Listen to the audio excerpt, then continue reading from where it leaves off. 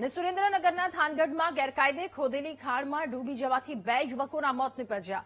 અજય રાઠોડ અને રોહિત મકવાણા નામના યુવકોના ડૂબી જવાના કારણે મોત બાદ થાન મામલતદાર પીજી સોલંકી દ્વારા લોકોને અપીલ કરવામાં આવી. ખાણ અને પાણી ભરાયેલા ખાડાઓમાં નાહવા જવાનું ટાળવા માટે સૂચના અપાઈ છે. આવા વિસ્તારોમાં પાણીની ઊંડાઈ અને જોખમ અંગે જાણ ન હોવાના કારણે જાનહાનિ થવાની શક્યતા રહેતા તંત્ર દ્વારા લોકોને સાવચેત રહેવા માટે અને બાળકો અને યુવાનોને આવા જોખમી વિસ્તારોમાં ન જવા સમજાવવા અપીલ કરવામાં આવી છે. થાનગઢમાં 12 કલાકમાં ખાણમાં ડૂબી જવાથી 2 યુવકોના મોત નીપજતા તંત્રની સામે પણ લોકોમાં રોષ જોવા મળી રહ્યો છે. આ ખુલ્લી ખાણો સહિત ખનન કરનાર ભૂમાફિયાઓની સામે કડક કાર્યવાહી કરવામાં આવે તેવી સ્થાનિકોની માંગ છે.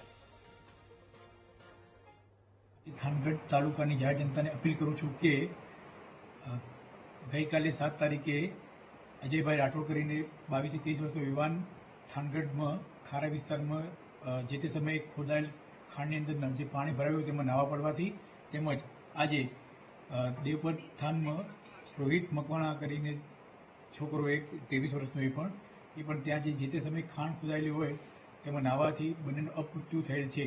તો આવી કોઈ પણ અવાવરૂ જગ્યાએ કોઈ પણ પાણીની જગ્યાએ કે જ્યાં પાણી ભરાયેલું હોય ત્યાં કોઈ નાહવા માટે જવું નહીં તેવી મારી